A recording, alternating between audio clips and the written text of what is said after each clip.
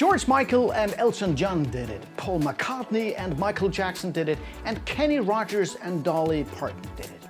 Joined forces and made something very special together. In the world of gin, we've also seen several distilleries come together in joint forces, making something truly unique. And one of the most successful distilleries in this area, and in general, is Four Pillars and its Distiller Series. Let's check them out.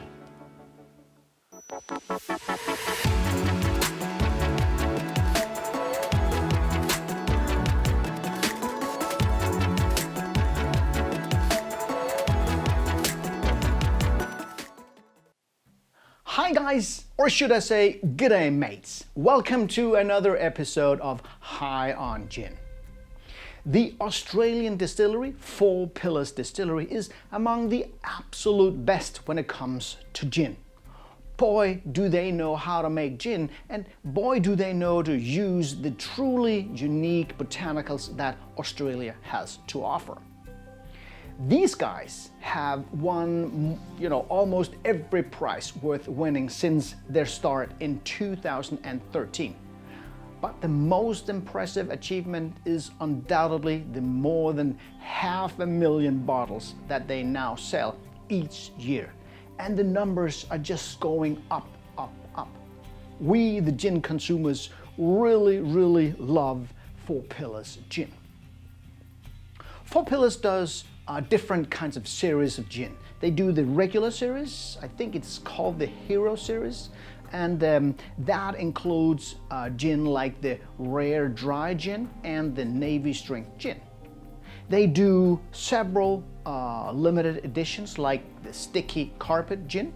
They do a Bartender series with gins like the Spiced Negroni, and then they do a Distiller series.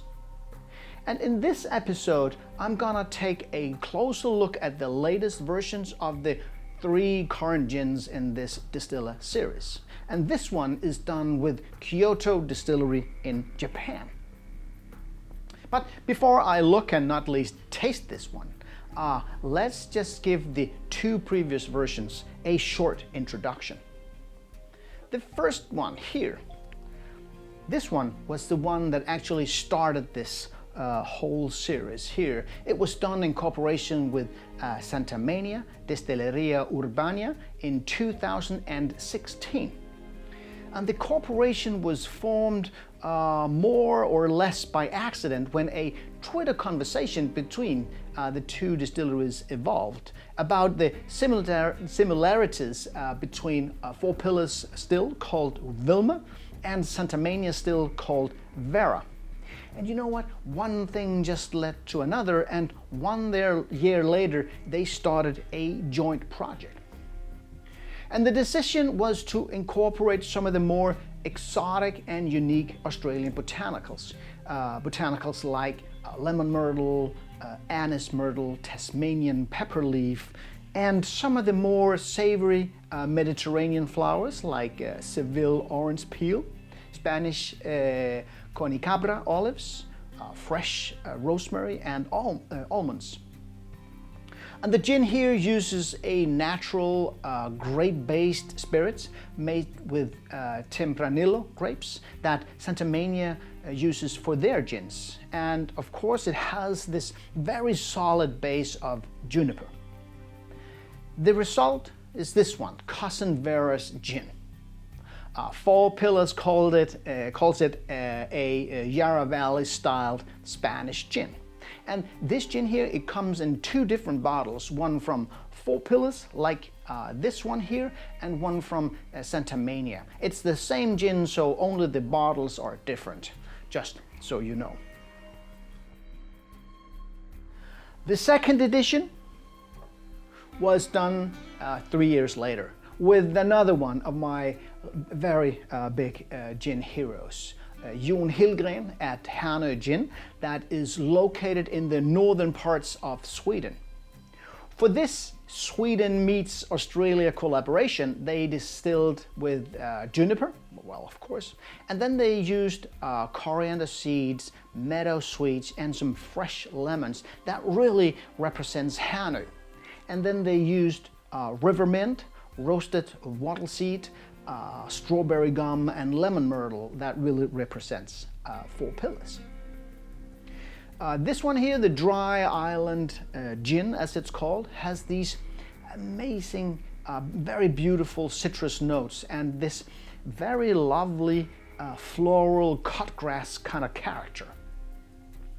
But then a couple of months ago, I realized that a 3rd edition had been released, or launched here in 2020, called Changing Seasons. And this one is done with another one of my very big gin heroes, the Kyoto Distillery that makes the amazing Kinobi gin. The name Kinobi translates as the beauty of the seasons. And Kinobi is normally inspired by tradition and is very unusual, based on rice spirits, and uses a lot of local Japanese botanicals such as the yellow yuzu, hinoki, sancho pepper, bamboo leaves, and gyokuro tea. And a lot of these ingredients are then brought over from Kinobi into this Changing Season gin. And let's take a look at some of the botanicals of these Japanese ingredients.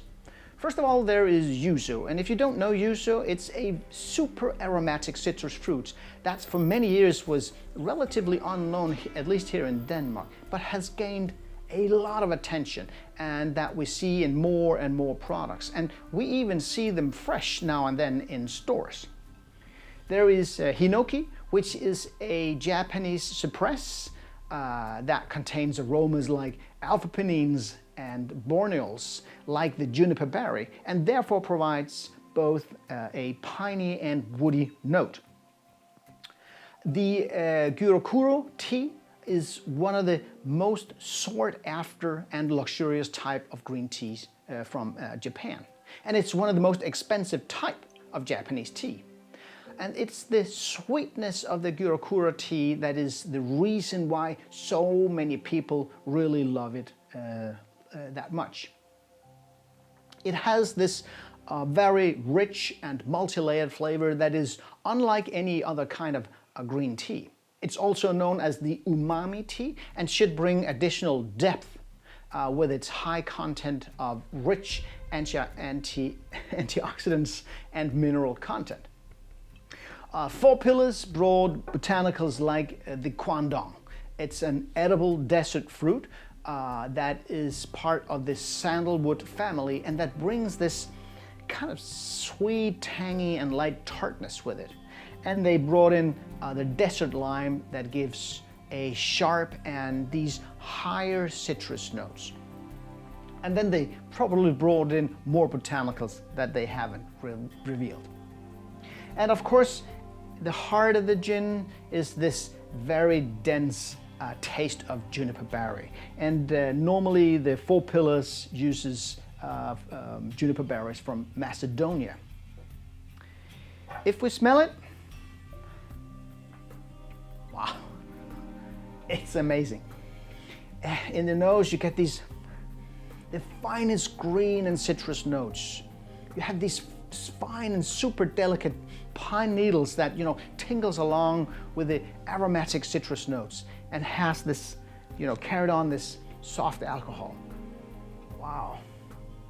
If this was a photo, I would say that they have added both softness and contrast to the picture and given it a more divine and heavenly look. This gin really, really smells heavenly. And if you taste it,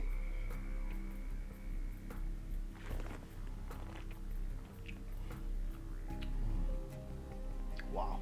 In the mouth, you get these aromatic citrus notes, this light sweetness, this herbaceous touch that plays along with the finest and freshest pine notes. And you got this very long aftertaste where the juniper is presently present. Damn, this is a fine gin. It is so good that after tasting this one, I had to order a second bottle in England. as you can only order one bottle at the time if you buy your gin at Master of Malt, at least with this one here.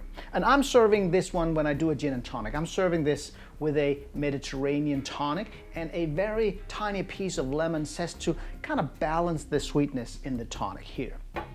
I simply love this gin. It's the best from Australia combined with the best from Japan. And bringing Cam Mackenzie and Alexander Davis together, the two master distillers who have both been awarded the IWSC Producer of the Year trophy, has made so much sense. Kyoto Distillery got the honor in 2018 from IWSC, and Four Pillars got it in 2019 and again in 2020. So, who will be next in this series? Well, the funny note here is that the second gin in the Distiller Series, the Hernö Gin, was also awarded the same prize in 2017 from IWSC. So maybe we should look for the next Four Pillars cooperation between the many previous IWSC trophy winners. Or maybe producers like Monkey 47, one of the American brands, or, well, who knows. But I know that I will be waiting with great anticipation as always. Until next time.